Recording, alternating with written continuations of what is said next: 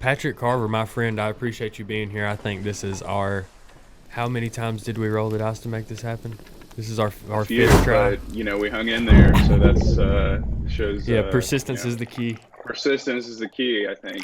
Yeah, it also is a sign of busy people when you are, constantly having to move stuff around. And appreciate your flexibility. Appreciate you being here. But this is Burn Yeah, the Ship. thanks for having me. Yeah, Burn the Ship podcast. This is us where we talk to entrepreneurs about what they do and kind of why they do it, how they got into it. I think that your business is very, very interesting. We actually had some lawyers on our podcast pretty early. Um, and it seems like we kind of just keep adding a layer and a layer and a layer. And you guys do, I won't steal your thunder. Actually, go ahead, introduce yourself, introduce your company, kind of tell us what we do, and then we'll kind of get into what your story is. Sure. So, my name is Patrick Carver. I'm CEO of Constellation Marketing, and we provide marketing for law firms, help them harness the power of Google and get more clients from organic search and paid advertising. So, we work with 50 law firms right now all over the U.S. We've got some internationally as well, but kind of our main customers like a small, mid-sized law firm that's growing, wants to get out of or just relying on referrals and kind of business just coming in as it comes in. And so we kind of help them go from relying on those referrals to more of a sustainable, scalable strategy where more leads, people are finding them who don't already know them online. Sure. So tell me a little bit about your background. How did you kind of get into this? Where did you go to? Did you go to? Is this what you went for in college, or where did you go to school? No, not at all. So I I've always kind of been interested in having a business or selling things and doing stupid stuff like buying appliances at garage sales when I was a child to because I thought I would turn it into a restaurant and things like that. And so I had a small e-commerce business while I was in college at Emory, and that was kind of my first real introduction to it. And then, I went at Emory. I didn't find a lot of education areas that were really, I think, compatible to kind of the entrepreneur side of things. It was very much related to like investment banking and kind of more traditional corporate type stuff. And so I ended up studying political science with the idea of just, I enjoy this more than, what else is going on at Emory. And then, just plan to kind of get involved with startups and the technology scene that was happening in Atlanta, and just kind of get in with a low, early stage company and kind of figure it out. And then, a few years later, ended up starting this company. Cool. And I know so kind of your first use case was your dad is a lawyer, right? He has a law firm, Yeah. and so what kind of strategies did you implement for those guys, and what kind of how did your experience with that e-commerce business kind of tie into the original approach to generating more leads? Yeah. So the e-commerce business was my first, real connection to like web design, web development, and building websites, and then also started to understand, this idea of like search engines and how, you could use them and how all of this information was being collected and incorporated with it. And so that all during that time, I would build websites for random people just because I kind of knew how to do it and would do it just for this small amount of money. But then once I got into uh, with my father, he just had a consistent problem where he had a great practice. He was an accomplished attorney and everything, but he was paying a company to do SEO and manage the website, and he would just keep asking me kind of like, hey, can you look at this? I don't really understand the numbers. I don't really understand, what exactly they're doing. I know I need to do something, but don't really get, what if it's good or bad, what they're performing. And so spent some time just looking at it, and then eventually kind of figured out that it wasn't really producing anything, and all of the clients he was getting was just from name recognition. And so basically just it tied into some work that I was doing with the company that I was with at the time. I was starting to kind of under do more hands-on SEO, and as a having more practice with it. And so I saw kind of this opportunity that I could do a better job with these strategies that I was working on over here, but apply it to him. And so a lot of it was learning, very, very much, kind of learning on the go, and have just kind of continued to, try to be as knowledgeable as I can about it, moving forward. So how did you take, at this point in your journey, you're kind of acquiring these skills and continuing to kind of compound on, the experiences that you have and continue to learn and get better. Where does the transition into your own business, your own company come in? I know that you've had this 9 to 5, you're working these case by case, building these websites and doing more hands-on work in your industry. Where did the inspiration to kind of start your own business, and how long has that been? Yeah, so I wanted to have my own business basically as long as I can remember. So the e-commerce thing kind of kicked it off, and then with uh, when I was in college, it was kind of like right when Facebook was starting to really make waves, and I remember it was basically non-existent as I was coming as a freshman, and then by the end, it was like this massive thing. And so kind of at the my goal was like I just want to, I want to have a crazy success like that, with a technology company. And it's just going to, go do it. And so I tried some stuff like that after school, and it just, didn't work out. I didn't have, structure and things like that. And so I kind of reluctantly, after having a little bit of a bitter taste in my mouth about that, and I didn't have the success that I wanted to, I was kind of reluctant to, see this as a full-time job or turn it into a company. But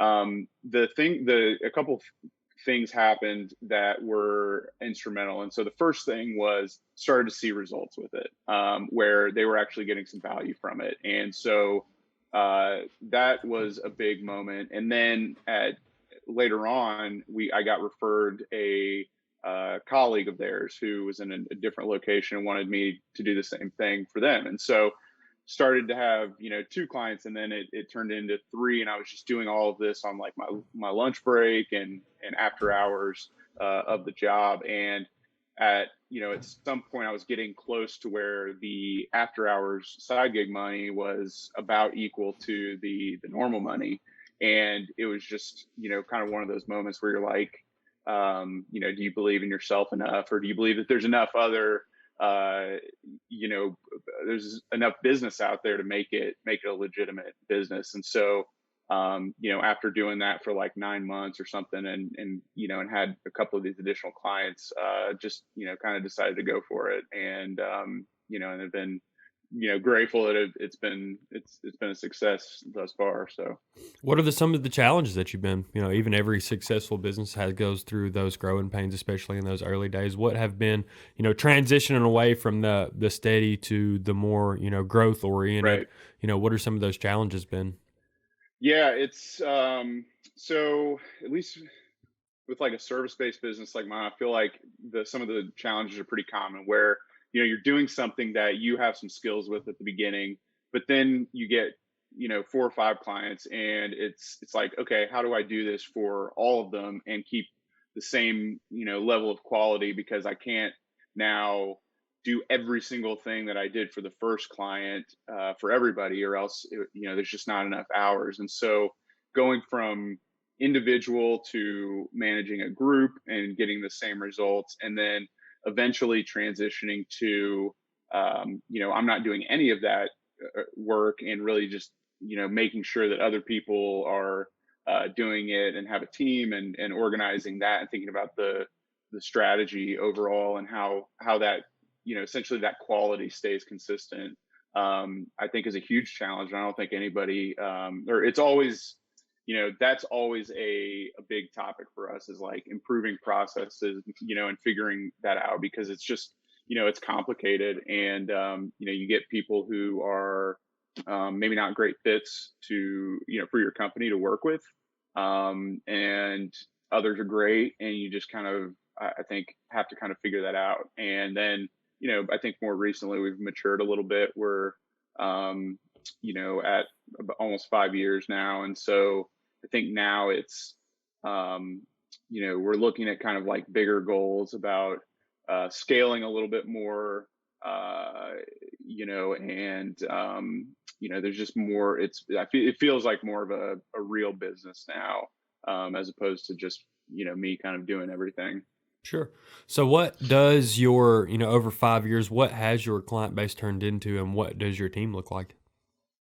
Yeah, so again, we started with one client, and we've gone to now we have 50 clients, 50 law firms that we're working with. We have a handful of organization partners, so like the Missouri Association of Criminal Defense Lawyers and some others that we do work with. The team has grown to, I believe we're at 16 right now is the head count. Wow. So a decent chunk of that is going to be like part time, or at kind of as need, or specific task oriented type roles. But we the way we organize it is basically managers in across a few different departments, and then we have an operations department and stuff like that. So it's definitely grown, and we're looking to we've doubled in revenue every year, so that's exciting, and looking kind of on pace to do that again this year. So that's kind of a big goal for us right now. Do you network a lot? Where do you get like most of your clients from? Yeah, it's so I don't like networking. Just it's a personal thing. At least but the irony is that like some of the our best lead sources have been through kind of networking or just making connections, right? I think of networking and I always think of like everybody in a back room of like TGI Fridays and just awkward conversations. But I know there's more to that. But we do, so we have a couple folks that we partner with who are very similar agencies to us that work with law firms, and sometimes there's a conflict of interest, and then we become kind of a good fit and we're friendly with them, so it's so that works. But we have a couple of other processes we use. We're big on generating referrals from our existing clients. Sure. We have a nice like referral discount that we do, and that's been pretty productive. And what are those We clients? I imagine it's a lot of like personal injury, things like that. What are the kind of the best clients for you guys? Yeah, it depends. We've got personal injury, criminal, family law, estate plan. Just it kind of really runs the gamut. So it's typically like 1 to 5 headcount in terms of attorneys in the firm, where they probably don't have they don't have someone who's like an in-house marketing manager. But even then, we can provide some value for them. But kind of in that sweet spot where they've got a few years under their belt with their own firm. They've been able to build a decent practice, but again, they're kind of stuck with that in that situation where they're largely dependent on referrals themselves, and so it's kind of if they want to scale and grow, they need that extra source. And so, ironically, one of the things that we haven't been good at is search engine optimization for our own firm, so that's a big area of focus coming up. But yeah, I mean, we tried a few different things, and we've got a few things that are working well for us. Yeah.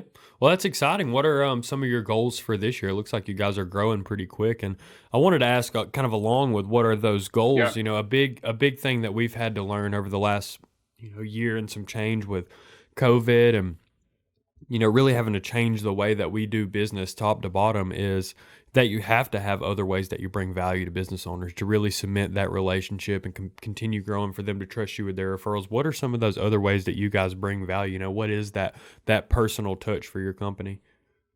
sure. So we do have a revenue goal in mind, but in the end, it's not.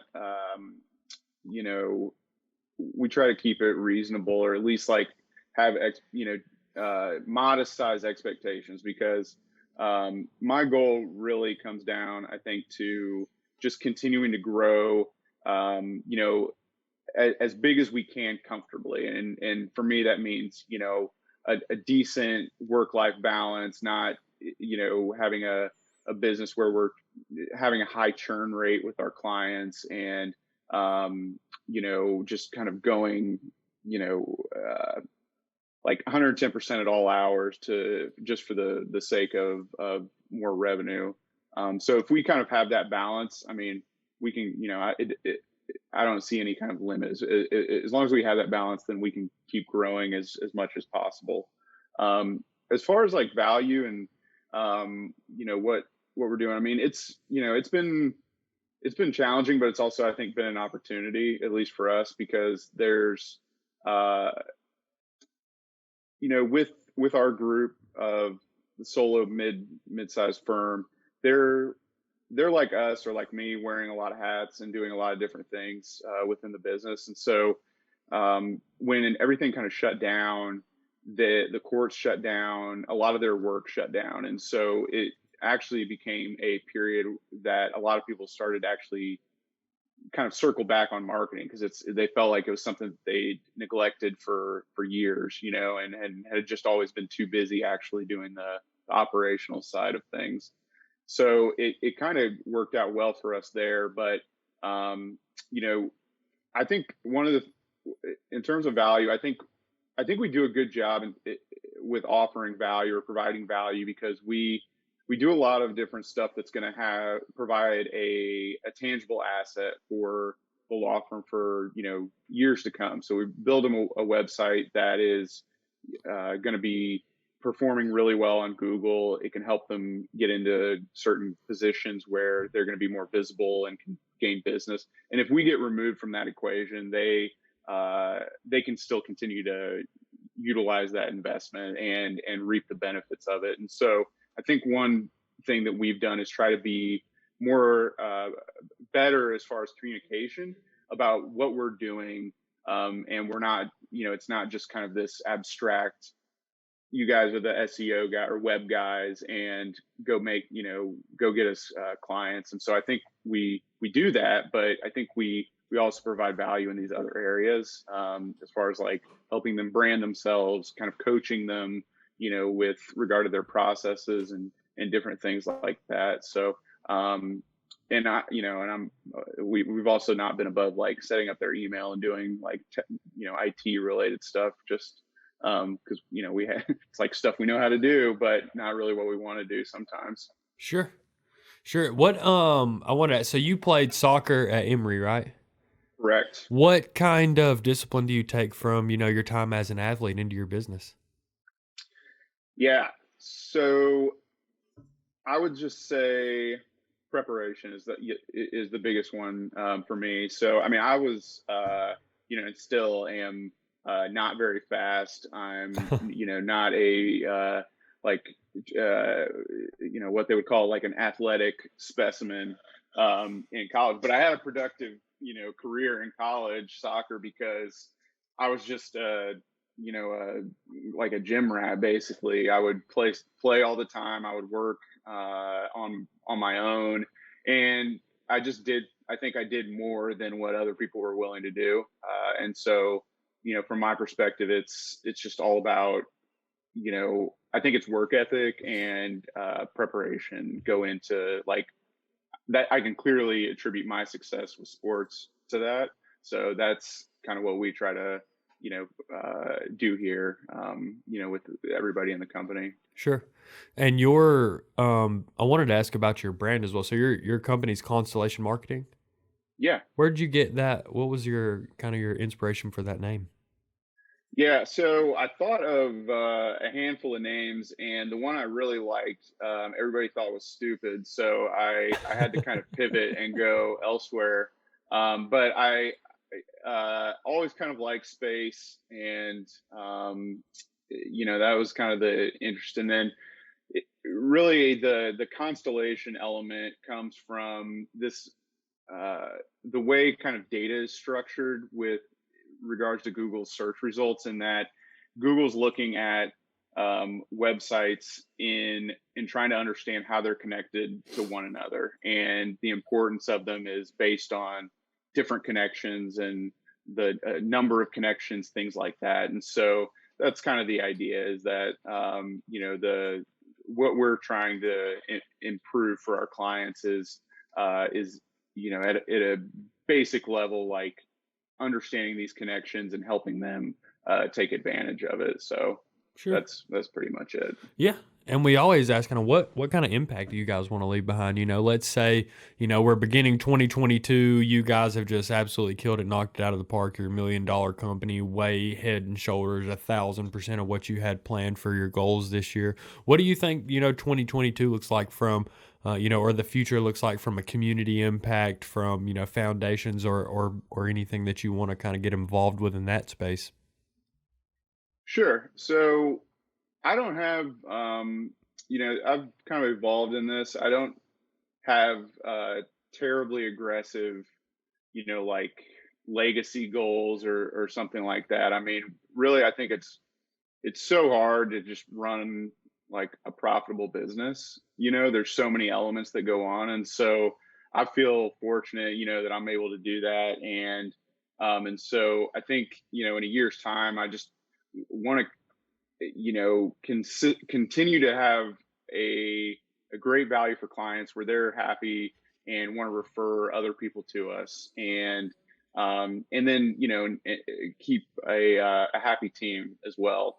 But we also, I think, want to have more of a there are some avenues that I would like to get into as far as us helping and being more incorporated with some organizations, because I think we can provide some value with our ability to help them kind of market themselves or do other things where our skill set may be applicable, and can kind of coincide with our values, and have an impact there.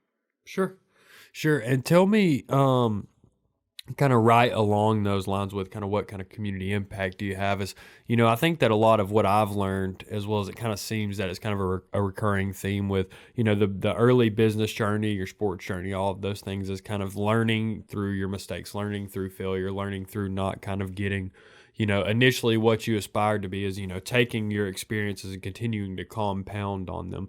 Would you agree that all of those things kind of playing, failure hand in hand, and failure in business early and kind of having to reinvent what your idea of your goal is? Do you think that that kind of continues to inspire you, as far as what you want to leave as a legacy? Sure. I mean, I, didn't have, I had a very rocky attempt at starting a, business on my own outside of college. And it was very like personally, uh, frustrating and impactful on me. And so, um, the fact that I'm kind of like on the other side to some degree, I'm very happy and very proud of, and want to like help other people who, are having a difficult time with, making their kind of business dream a reality, because it's enormously challenging. There's no script to do it, and a lot can go wrong. So if there's any value I can help with other folks who are in that position, feel like overwhelmed with it and things like that, I'm all about it, and want to help people, kind of live that out, because I'm it's like a lot of people, or most business owners, it's not a straight line. And I think, it's part of it. So, Sure. happy to help others as much as I can with it. Sure. So tell me how, Burn the Ship, the MP Group, my company, our listeners, how, if anyone, is listening, and has anything that they want to kind of bring to you of value, how, what are you guys looking for? What are some things that areas you're looking to grow in, connections that you're looking to make, and how can people get in touch with you? Sure. So, first off, I'm happy to really talk with anybody about search engine optimization, website, digital marketing type stuff. It's, I think there's a ton of, confusion and under, informed folks out there who, kind of have a basic sense of it, but maybe want to kind of utilize it for their business, and which is totally possible. And, probably not harder than you think. Happy to, share and give as much as I can to anyone interested in, looking at this for their business. As far as us, I mean, we want to continue to grow. We feel like we've got a really good, service offering for law firms who want to grow. So, if there are people out there who want to, or have been looking at their marketing strategies and want to, try something new, we're all about it and ready to help. Our website is goconstellation.com, and it's pretty easy to get in touch with us there, and that's pretty much it. Cool. Well, I appreciate you being here, man. I really do. Yeah. Thanks. Like I said, diligence is the key. So I appreciate you sticking with me. I look forward to being some, of value. I have some lawyer friends and some clients of mine as well that I'm more than happy to make the introduction to. I'm sure, one thing that I know well is lawyers are notoriously well networked with other lawyers because there's so many things that they are good at, so many things that they don't want to do, so many times that they have to protect their time. So I can introduce you to some friends of mine. Introduce you to some of my clients, make some of those connections for you in that space. Let me know if it works out. As far as, your clients as well, anybody that you see that, could take advantage of this platform, take advantage of Burn the Ship, want to come, get their story out and kind of give their 2 cents as an entrepreneur, we're more than happy to have on. And we appreciate any kind of nominations and connections you have for us in that space. And, let us know anything that we can do for you, man. I appreciate you. Yeah, no, I appreciate being here, and I think what you guys are doing is great. I'm curious. Give me a little bit of the story on the name of the podcast. So, Burn the Ship actually comes from, and I am sorry for everyone on the podcast that is tired of hearing this. Let me say that. We talk about it a lot. There's definitely some first-time viewers in this episode, though. Yeah, for sure. But if you are a repeat viewer, we appreciate you. Just skip forward 90 seconds. But it goes back to Hernan Cortez. He's actually the conquistador that's responsible for basically the full downfall of some of those South American empires. And what he did was he reached South America, and they had a whole fleet of these Spanish ships, and he burned them all. As soon as they touched down on land, he told everyone, burn the ships, burn all the ships. And it's their way of saying that we're either going to figure it out here or we're going to die. We're not going back. And there's a lot of parallels to that in entrepreneurship. Maybe it's not life or death every single time, but there comes a point in your, that you were talking about, that you burn the ship, that you say this 9 to 5 isn't what I came here for. I have faith in myself to run a profitable business. And you burn the ship and you take that bet on yourself and you say, I am an entrepreneur, and I'm going to make my business work. That's kind of the burn the ship is that connotation, but kind of set into that business mindset of, making the bet, making sure that you can do it. Right on. Cool. Check out the Pirate Show on Netflix. It'd be right up your alley. Yeah. Yeah, I will.